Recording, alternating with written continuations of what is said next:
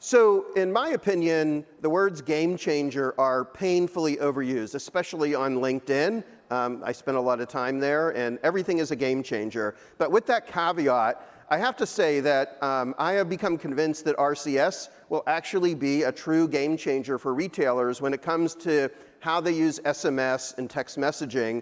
And by the end of this session, I think you will agree with me. So here to talk about RCS and the current state of SMS are Nakul Narayan, Chief Product Officer at Attentive. He's going to be joined by David Jasnek, Director of Marketing, Email, and SMS at FragranceNet. So please join me in welcoming Nakul and David. I'm Nakul Narayan. I lead the product team at Attentive, and David's going to join me in a second. Really excited to be here. Appreciate all of you coming to this session. And what I thought would be interesting to spend the next 20-something minutes on is just share our perspective on where we see the future of the relationship that a consumer has with the brand. And so just for context, for folks who aren't aware of Attentive, we're a SMS, email, and push marketing platform. Our mission statement is we want to create bespoke experiences between consumers and the brands they love. We work with some of the world's leading brands, and we're proud to help them power roughly a 25% increase in online revenue when they work with us. And so as we think about the future itself, I thought the first thing that would be fun to do is actually look backwards. And so when we think about the history of, brands have been trying to connect with consumers for the longest time. I think it originally started with email, probably like the first real channel where you could, as a brand, could connect with the consumers that cared about you. I still remember in the 90s, growing up in India, signing up for emails from like a daily deal site or something like that, and then getting like an email about a deal and being like, how do they know me? This is amazing. I was very easily amused. And so that was the start. And then what we saw in the early 2010s was we all had these little mini computers in our hands. It meant that we no longer were constrained to shopping on our desktops. We were no longer having to shop at a specific time, at a specific place. We could shop anytime, anywhere. Attentive, in many ways, was born in that era. And so we recognized that SMS would be a nice channel to engage with consumers in a way that was really personal. And so that led to the formation of Attentive and SMS as a viable channel. And then what happened in the past 10 years was there was just this rapid growth of direct-to-consumer brands, which was good from a consumer standpoint, maybe not so easy from a marketer standpoint. It just meant that CAC started going up. It was harder to have the LTVs justify those increases in CAC. And the only way to stand out when you have like 50 different brands trying to target someone that you also want to target as a brand was to truly start personalizing the experience, truly start building a one-to-one relationship with the consumer itself. And in many ways, that was not possible until some of what Avinash said earlier, which is how do we leverage a lot of these advances in generative AI? How do we leverage these advances in large language models? How do we leverage all these chips that process tons of data to make decisions on the fly? And that's where AI has helped drive true one-to-one marketing. And ultimately, we think RCS couldn't have come at a better time. And so we'll spend some time talking about how I think RCS is just going to take this to a whole different level. The good news is consumers expect exactly this, right? We run these longitudinal consumer studies where we try to understand how consumer shopping patterns are changing. And it turns out consumers want a more personalized experience. They want marketers to help them figure out what products make sense for them, what their interests truly are. They want to make sure that if they find a product that's interesting, it's the best deal, it's something that they're truly going to love. If they go ahead and purchase something, they want to make sure that they get support in a way that's tailored to them. And if they love the product, they want recommendations on what else to buy and when to buy those things. And so it's pretty straightforward, right? Like consumers want it. It's clearly the future. Why is it not the reality today if you think of all of us, if we, there's like a few hundred folks here in the room, I see some familiar faces. If we were all to go to a random brand site, right? Let's say a Nike.com, we're going to see the exact same version of the website. If we sign up for SMS, email, push notifications, we get the exact same push notifications or SMSs, regardless of everything that brand actually knows about us. And so the shopping experience is broken, and if we ask ourselves why it's broken, it turns out that it is really, really difficult to do true one-to-one personalization, right? If I think about what most tools allow you to do today is you can use macros and segments, right? You can say, hey, first name, you might be interested in insert product name. That's not really personalization, right? That's not how we talk to each other. But the other thing we see is for a lot of our brands is that they're just continually losing signal. With some of the privacy restrictions that have been put in place, it's harder and harder to recognize who's on your site, who's interacting with your products. It's also really hard in a world where people are shopping across multiple different devices. And then for brands that have a ton of data, what we find is that the data is often sitting in disparate places, and it's really hard to use it at a moment in time where you actually want to engage with a specific individual. And so when we think about the evolution of the way marketing products have been built, the Gen 1 solutions were, your classic email batch and blast products. They were really popular in the 90s, early 2000s, and they allowed you to send messages to a large number of folks. In the late 2000s, early 2010s, you had a bunch of these Gen 2 providers show up and make it really easy for you to create segments and then figure out what content makes sense for a given segment with a series of rules. This was awesome when you had a couple of segments and a couple of rules, and soon it was death by a million segments and death by a million rules. It's really hard to manage. And so when we think about what the future here is going to be, it is very clear to us that the only answer is how do you move from a world where you have a million consumers, say, that you're targeting, and you splice and dice them up into thousands of different segments, to a world where you think about the audience as an audience of one, and then you think about everything that makes sense for that individual itself. And most systems aren't architected that way. And so as a result, we've actually fundamentally re-architected our entire platform to support this world.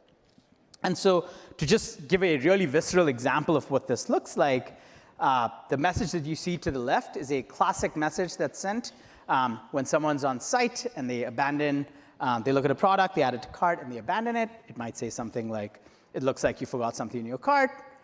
Complete your checkout today. I always think about like a physical store analogy, right? Like you walk into a store, you meet a store associate. It's the world's best store associate. They help you figure out the right product.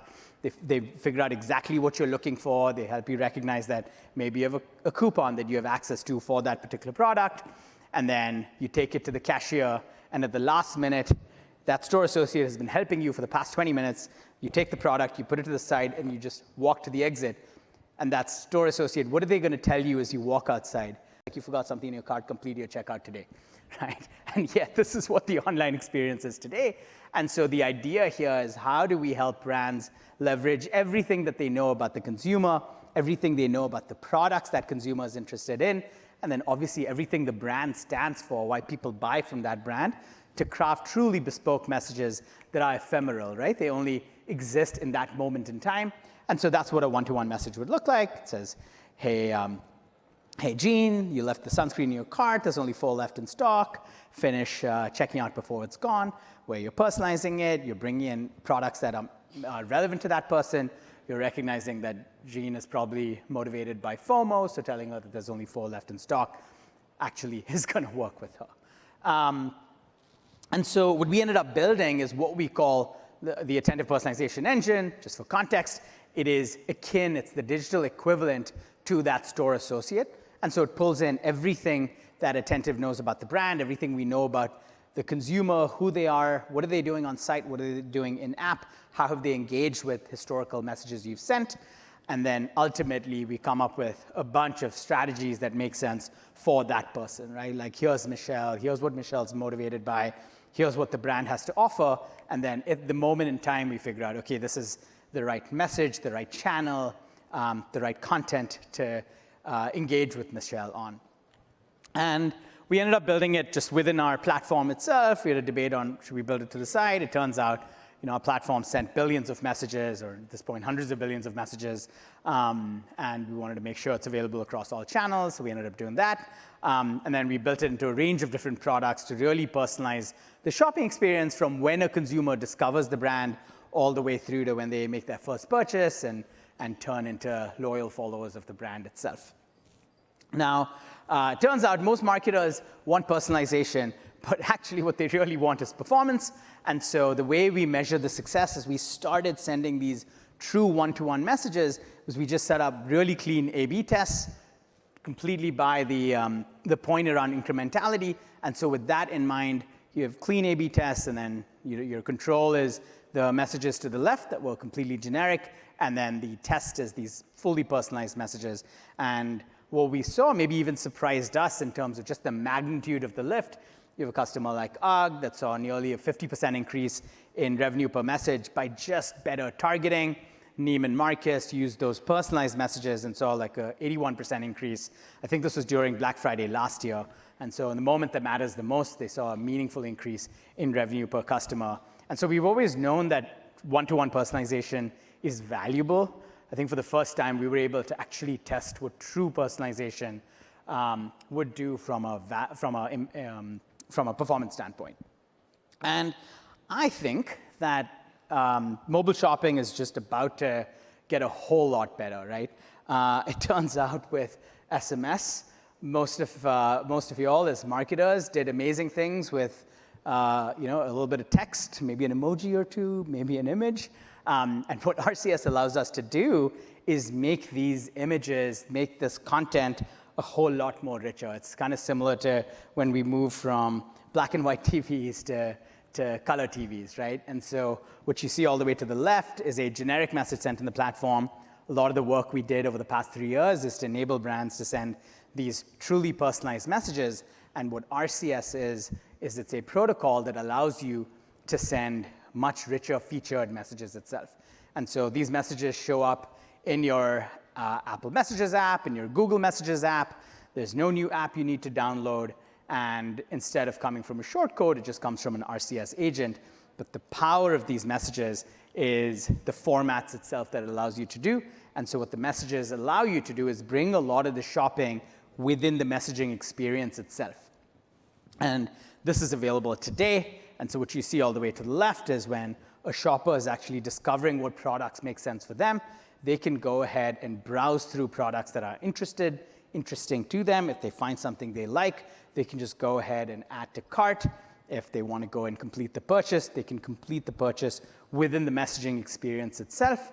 And furthermore, what we see is you're able to actually engage in a back and forth with the consumer itself using RCS. And what you can see in those little buttons is that it's easy to engage in a back and forth.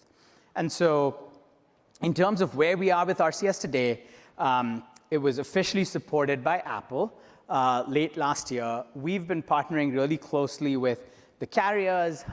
We sit on the board of the CTIA with the carriers and device manufacturers. And then over the past 12 to 18 months, we've had a deep partnership with Google that ultimately is the infrastructure itself for RCS. We are working with some of the world's leading brands to test what the impact of RCS is. What we're testing is when you get these branded messages, it's not coming from a generic phone number or a shortcode. It's coming from a branded sender itself. What we're also seeing is when the content is interactive, where consumers can go back and forth, what ends up happening? Do people actually engage in that back and forth? Does that back and forth lead to higher conversion? And then finally, where instead of sending like static images, when you're sending these like carousels, when you're sending videos embedded within the messaging experience itself, what does it do from a performance standpoint? And so we've been testing with a whole host of brands to try to see what that lift looks like. And I thought what we should do is actually bring on board one of those brands that has been testing with us for the past 6 months, so you can hear directly from them on what their experience has been. And so please welcome David Janasek, who leads performance marketing for FragranceNet. Welcome, David.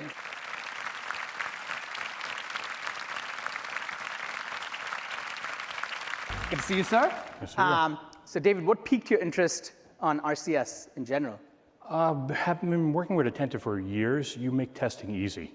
You have great technology. You have a very, very good recruiting group. You have great employees. So you made this test real easy for us.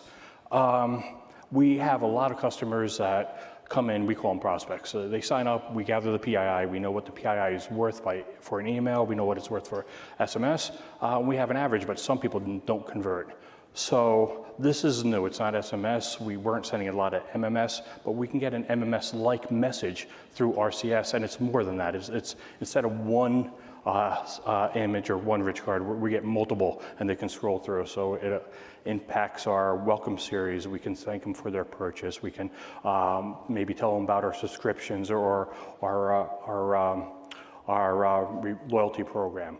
It's just another tool in our toolbox. We have email, we have push, we have SMS and MMS, but this is just a new tool that is working well for us. Cool. So as you've tested this new tool, what are you actually seeing in terms of results itself? Engagement is up. Our engagement is about 100% lift in clicks. Our average order volume, our average sales are basically about the same. One's 47% or so, one's 50% higher, but it's doing very well. And it's also doing very well for cohorts of people that came in maybe a year ago, 2 years ago, and haven't purchased by then. We're waking these people up, we're re-engaging them. We can re-engage them, re-wake them up with this channel, and maybe I can transition them to a less expensive channel after I re-wake them up and re-engage them with the brand. Cool, so it's literally sending, instead of sending the SMS, sending it from a branded sender with that content, you're seeing that engagement, but then naturally that there are certain cohorts where the impact's even higher, right? Yes, exactly. What, I guess as you look forward, what are you excited to test? What do you see the future here? Most of our journeys could use a component of RCS. So any data signal, we have AI grows our list. It helps us get to PII, so we'll know what an email's worth. We know what a phone number's worth. Then we have Pro, which helps curate what the content is, but we have Journey, AI Journey also. So this is just a message within Journey to deliver the right message to these people at the right time. I really want, you were alluding to the cart, I want to have them be able to transact right in the message and deliver multiple messages basically for the cost of one message. So that's where it's really piquing our interest. We'll work really hard to deliver that. Yes, awesome. You have a good team, so I think you will. All right, David, thanks so much for joining us. All right, thank you. Thank you, folks.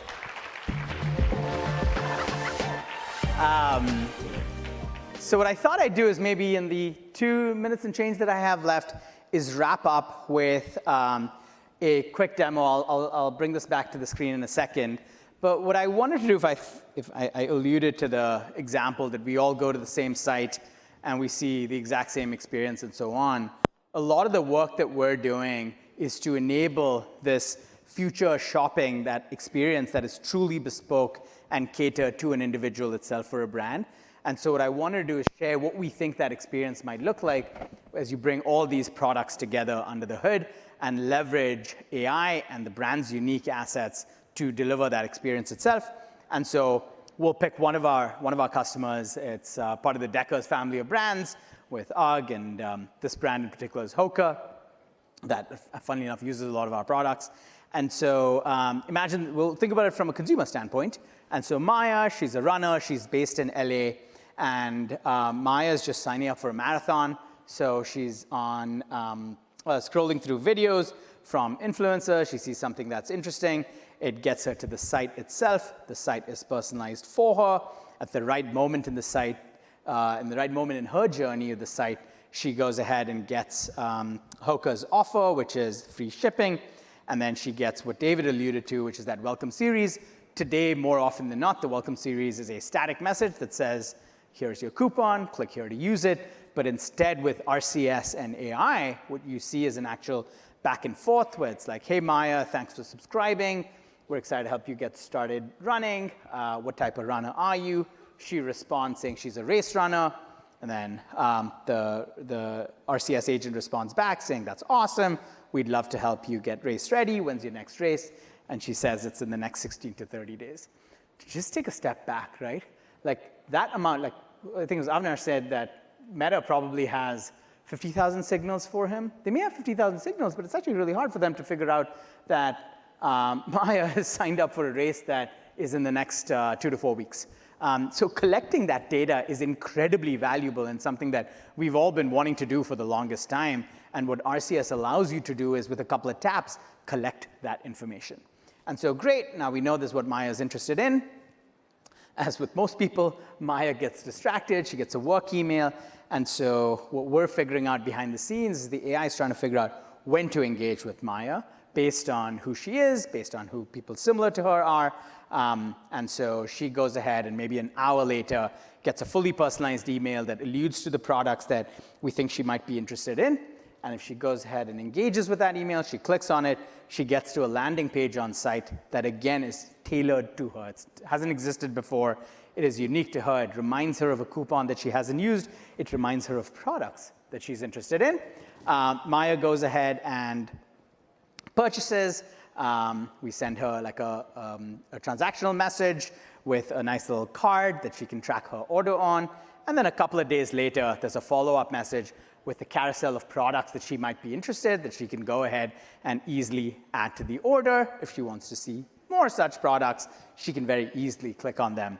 And just like that, what we're doing behind the scenes is trying to figure out at any given moment, how and if Hoka should actually engage with Maya. And so you can imagine that it's been 8 months or so. That's usually when people replace their shoes. We go ahead and send, hey, are you interested in those shoes? You want to buy them and replace your existing one? She's like, yep, I'm ready for a new pair. And she goes ahead and purchases it, again, within the shopping experience itself. This is not how most of us shop today. And this is how I think we can actually create a world that's a lot more interesting and exciting for us as consumers, too, as we engage with the brand. And we're excited to partner with amazing companies like FragranceNet to do that. So thanks, everyone.